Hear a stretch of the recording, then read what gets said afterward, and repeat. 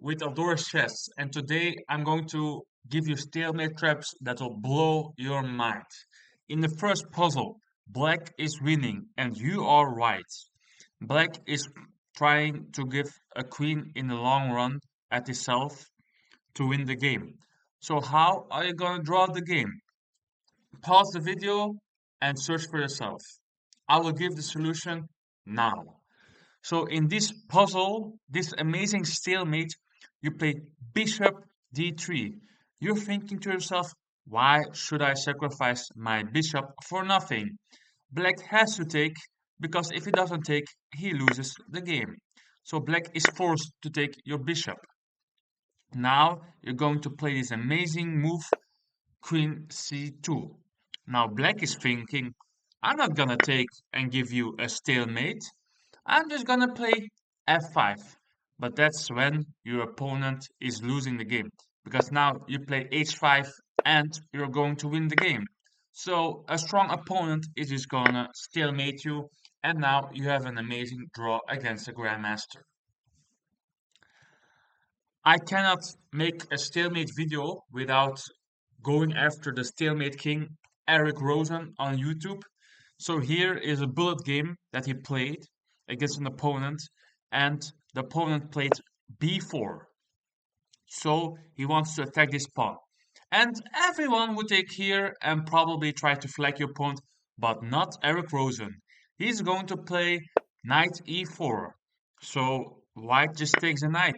Free piece? No, because the stalemate king has has stalemate plans.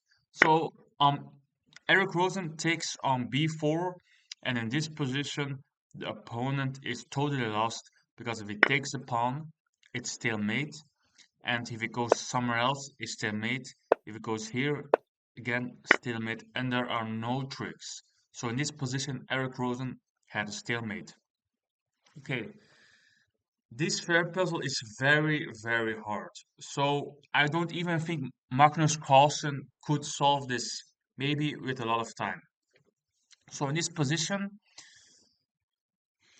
you can pause the video and search for yourself, but there's only one move that draws the game for white. So black is trying to promote the queen, and your king is very offside, but there's one trick to get a stalemate, and it's a very deep concept. It's very, very deep.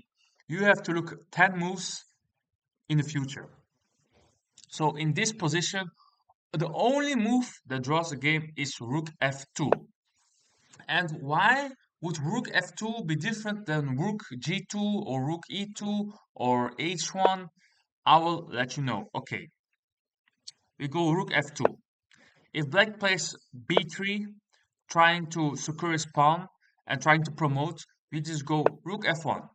And if black makes a queen, then we are in a good pawn endgame, because we are drawing the game, because black can just shoulder our king.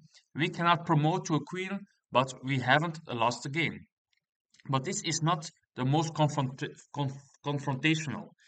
The most confrontational is just b1, threatening a queen, and if you make a queen, um, white is just gonna lose the game, because you're just gonna promote to a square.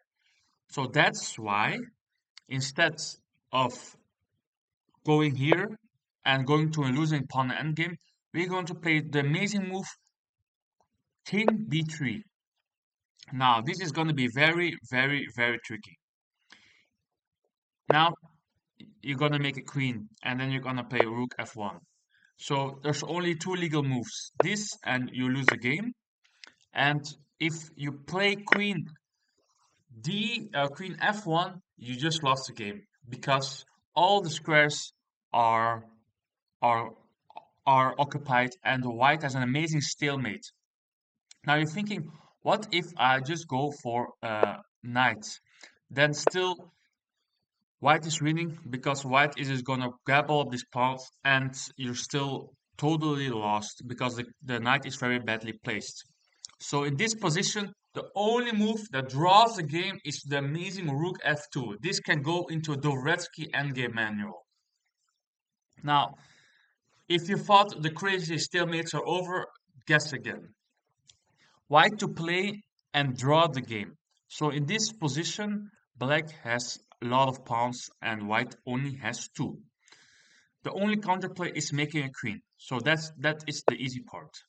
But the black king cannot stop the queen square. So the black is going to play d4. That's the most confrontational, trying to go after the pawn. But in this position, we play an amazing move. And it's a move that's so unnatural that it's so brilliant. We're just gonna put our rook into the corner. We're just gonna shove it into the corner. And now, if black goes for our pawn, then it's going to be stalemate. So black is gonna maybe play this, but our pawn is queening, and if black doesn't do anything, we just have a free queen. We have if black doesn't do anything, we have a free queen, and it's the same stalemate. So black is forced to capture the pawn and give us stalemate, and we are drawing the game, even though black has 5 pawns extra and still drawing the game. Okay, this is a game not between two humans, between Stockfish as white and black is lila. So in this position, Stockfish evaluates totally winning because it is going to checkmate the black king. And this position, lila uncovers something amazing. Lila is going to sacrifice all the pieces because if you don't accept the sacrifice, you will get checkmated. Because you have these two rooks, a bishop and a queen. So it is very almost, black has almost checkmate, but black has a stalemate instead. You have to take, otherwise you lose the game, and you have to take, and then here is a beautiful stalemate, and black is drawing the game. Let's say if you don't take the stalemate, let's say you go here, for example, then it's just going to be a very, very, very easy checkmate. So you have to accept everything, and then in the end, you will have a stalemate, and it's just a draw, and you're not winning the game. Thank you for watching my stalemate video, and share it with your friends. Thank you a lot.